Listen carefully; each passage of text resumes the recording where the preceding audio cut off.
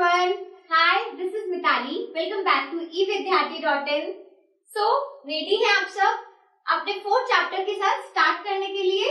So, I hope आपको introduction में अच्छे से समझ आया हो क्या है लीनियर इक्वेशन, इनफैक्ट एक इक्वेशन क्या होती है, देन लीनियर क्यों कहते हैं, और अब हम इसे पूरे चैप्टर में लीनियर इक्वेशन दो वेरिएबल्स में कैसे पढ़नी है. So now we are proceeding with our first exercise. But पहले क्वेश्चन को स्टार्ट करने से पहले मैं आपको कुछ रूल समझा देती हूँ, ठीक है, जो हमें इस एक्सरसाइज में थोड़ा बहुत याद रखना है. After that only I will start with the first question. Fine, चलिए. सो सबसे पहले अभी हमें करना क्या है इस पूरी एक्सरसाइज में, एक्सरसाइज 4.1 लीनियर इक्वेशन हमें बनानी है या फिर उसे एक फॉर्म में लिखना है, ठीक है. So what are the points we need to remember, क्या चीजें हमें ध्यान रखनी है. फॉर एग्जाम्पल मैं कोई भी यहाँ पर एक लीनियर इक्वेशन लेती हूँ. अगेन क्योंकि हम टू वेरिएबल्स में बात कर रहे हैं तो यहाँ पर मैंने कोई भी इक्वेशन ली which can be represented by two variables, ठीक है. चलो अब क्या कर सकते हैं, हमें पहला रूल क्या याद रखना है, whenever we want to add any number, अगर मैं किसी भी एक साइड पे कोई नंबर ऐड करना चाहती हूँ तो सेम नंबर मुझे दूसरी साइड पे भी ऐड करना पड़ेगा, और दोनों ही साइड पे एक नंबर ऐड होने से हमारी इक्वेशन में कोई भी फर्क नहीं आता है, ठीक है. कैसे, अगर मैं यहाँ पर 2x plus y for suppose 2 ही ऐड कर रही हूँ, ठीक है.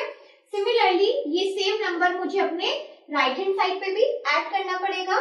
सो इसके बाद भी हमारी इक्वेशन में कोई भी चेंज नहीं आया और कुछ भी गलत नहीं है, ठीक है. सिमिलरली यहाँ पर मैंने एडिशन के साथ किया है, so we can also do it with subtraction. Yes, तो हम ये सेम चीज अपने subtraction के साथ भी कर सकते हैं कि for suppose मैंने यहाँ से 3 subtract किया है, ठीक है. So जो चेंज मैं लेफ्ट हैंड साइड पे लेकर आई हूँ अपनी इक्वेशन के, सेम चेंज मुझे अपनी राइट हैंड साइड पे भी लेके आना पड़ेगा, ठीक है.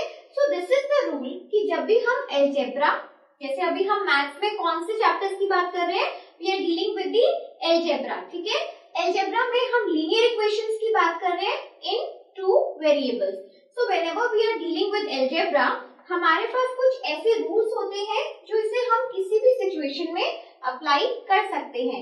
हो सकता है कि मुझे अपनी पर्टिकुलर सिचुएशन को, अपने क्वेश्चन को प्रूव करने के लिए, सॉल्व करने के लिए किसी नंबर को ऐड करना पड़ रहा है, तो कोई इश्यू नहीं है, हम ऐड कर सकते हैं. हम सिमिलरली सब्ट्रैक्ट भी कर सकते हैं. ओनली जो उसके साथ एक कंडीशन ये है कि अगर आप लेफ्ट साइड पे कुछ ऐड कर रहे हो तो सेम नंबर से आपको राइट साइड पे भी ऐड करना पड़ेगा, ठीक है. यही सेम रूल अप्लाई होता है with the subtraction also. Now क्योंकि एडिशन एंड सब्ट्रैक्शन अगर ये रूल को फॉलो करते हैं तो same applies with multiplication and division. So let's see how. Same equation के साथ मैं काम कर रही हूँ, अगर मुझे इसमें कुछ भी मल्टीप्लाई करना है, so for example I am multiplying 2, पूरी इक्वेशन को, पूरा ये जो टर्म है, नॉट द इक्वेशन, पूरे टर्म को लेफ्ट साइड पे जो मेरा टर्म है, I am multiplying that term with 2, ठीक है. तो सिमिलरली मेरे राइट हैंड साइड पे भी क्या चेंज आने वाला है, 2 को 7 से मल्टीप्लाई करना पड़ेगा. देन ये जो हमारी इक्वेशन थी और ये इक्वेशन दोनों एक ही मानी जाएंगी, ठीक है. उसमें कोई भी फर्क नहीं आया, क्योंकि अल्टीमेटली देखो क्या होता है, अगर मुझे अपनी सेकंड इक्वेशन को फर्स्ट इक्वेशन जैसा बनाना है तो दोनों साइड से ये 2 कट सकते हैं ना, तो बन तो हमारा फर्स्ट वाला इक्वेशन ही गया. दैट इज व्हाई हम ये कहते हैं कि अगर चेंजेस आ रहे हैं तो चेंजेस दोनों साइड पे बिल्कुल सिमिलरली आने चाहिए. उसकी वजह से आपके इक्वेशन का जो नेचर है, जिस भी तरीके से वो ऑपरेशन चल रहा है उसमें कोई भी चेंज नहीं आता, ठीक है. सिमिलरली अब यहाँ पर मैंने मल्टीप्लिकेशन किया है तो डिवीजन कैसे पीछे रह सकता है भाई. एडिशन हो गया, सब्ट्रैक्शन हो गया, मल्टीप्लिकेशन हो गया, तो डिवीजन भी पीछे नहीं छोड़ेगा. तो अब हम यहाँ क्या करते हैं, मैंने यहाँ पे भी मल्टीप्लाई आपको शो किया है. What I am going to do here now, I will divide the whole expression by 2, ठीक है. तो अगर मैं यहाँ पर पूरे को 2 से डिवाइड करती हूँ एक्सप्रेशन को, सिमिलरली मुझे राइट हैंड साइड पे भी 7 को 2 से डिवाइड करना पड़ेगा. तो अगर हम, तो कंक्लूजन क्या हुआ, हमें इसमें से क्या निचोड़ निकालना है कि भाई अगर चेंजेस हमारे लेफ्ट साइड पे आते हैं तो सेम चेंजेस हमारे राइट साइड पे भी एप्लीकेबल होंगे, ठीक है. तो चलो ये तो हमारे दो रूल्स हो गए जो आपको इस एक्सरसाइज को स्टार्ट करने से पहले याद रखने हैं। दूसरा एक और चीज, अब इसमें ऐसा कुछ लर्न करने वाला नहीं है, ना ही जो मैंने अभी तक आपको बताया है ये कुछ लर्निंग वाला है कि भैया रट्टा मारना है कि ये कैसे हो गया है तभी हम एक्सरसाइज कर सकते हैं, ऐसा नहीं है। तो एक और मैं आपको क्या पॉइंट यहाँ पर बताने वाली हूँ, भाई मेरी इक्वेशन है, हम अभी तक ऐसे ही लिखते थे। इनफैक्ट अगर मैं वन वेरिएबल में होती थी, मेरे पास अगर ये इक्वेशन है 4x is equals to 2 for suppose, तब भी हम ऐसे ही लिखते थे। बट क्या हर्ज है अगर मैं 7 को लेफ्ट साइड पे ले आऊं तो कोई प्रॉब्लम नहीं है। कैसे? So this equation and this equation are one and the same thing. यही मैं बस आपको बताना चाहती थी कि इक्वेशन की फॉर्म सिर्फ चेंज हुई है, इक्वेशन चेंज नहीं हुई। कैसे फॉर्म चेंज हुई है?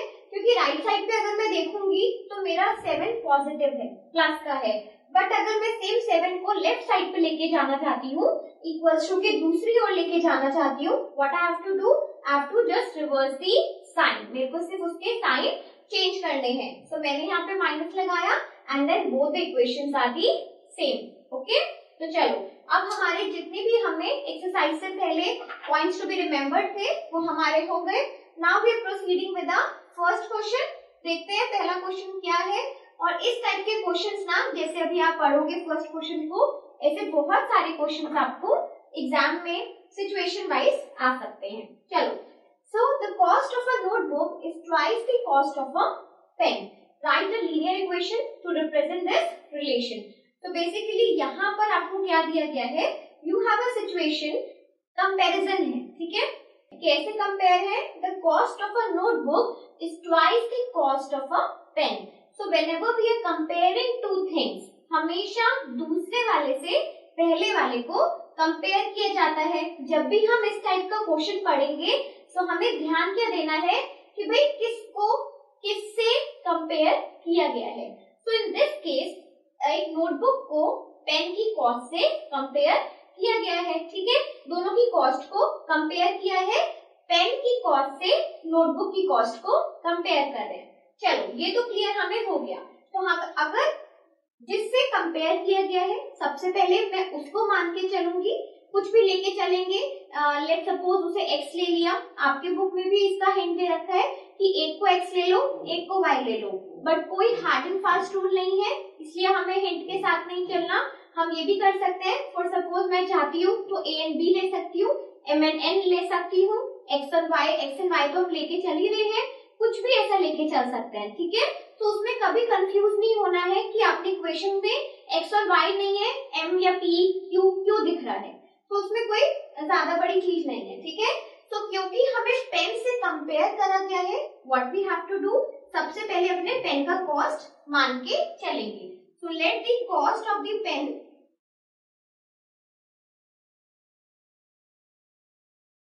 B x। कभी भी किसी चीज को अगर हमें अज्यूम करना होता है तो बिल्कुल हमेशा, आपने इसे प्रीवियस क्लासेस में भी किया होगा, इसी तरीके से हम अज्यूम करके चलते हैं। अब कंपेयर किससे किया गया है? नोटबुक के कॉस्ट को। दोनों में कॉस्ट है, सेम क्वांटिटी की, मतलब सेम टर्म की बात कर रहे हैं, ठीक है।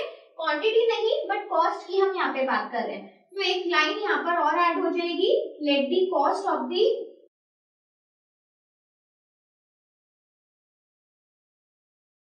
नोटबुक बी बाय, ठीक है। क्योंकि हम यहाँ पर दो इक्वेशंस, दो वेरिएबल्स की इक्वेशंस बनाने वाले हैं, इसलिए व्हाट आई हैव डन कि दोनों को अलग अलग एक वेरिएबल अज्यूम करवा दिया, ठीक है।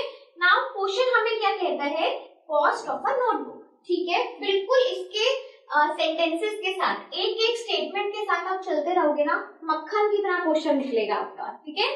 तो क्या करने वाले हैं? Cost of the notebook by, मतलब कि cost of the notebook is यानी कि equals to twice the cost of the pen. Twice मतलब double, the cost of the pen, तो मतलब उसके साथ क्या हो रहा है? मल्टीप्लाई हो रहा है, ठीक है।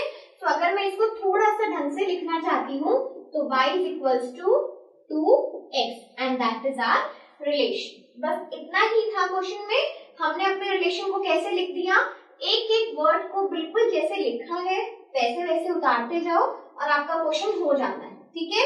अभी ये जो सिचुएशन था बहुत इजी था एंड बार बार मैं आपको वार्न कर रही हूँ, अभी आगे जो क्वेश्चंस आने वाले हैं बाकी एक्सरसाइजेस में भी वो थोड़े से ट्विस्टेड भी होंगे। सो फंडा क्या है कि आपको एक एक करके ब्रेक करके अपने क्वेश्चन को, सेंटेंसेस को पढ़ना है और उसे नोट करते रहना है, ठीक है।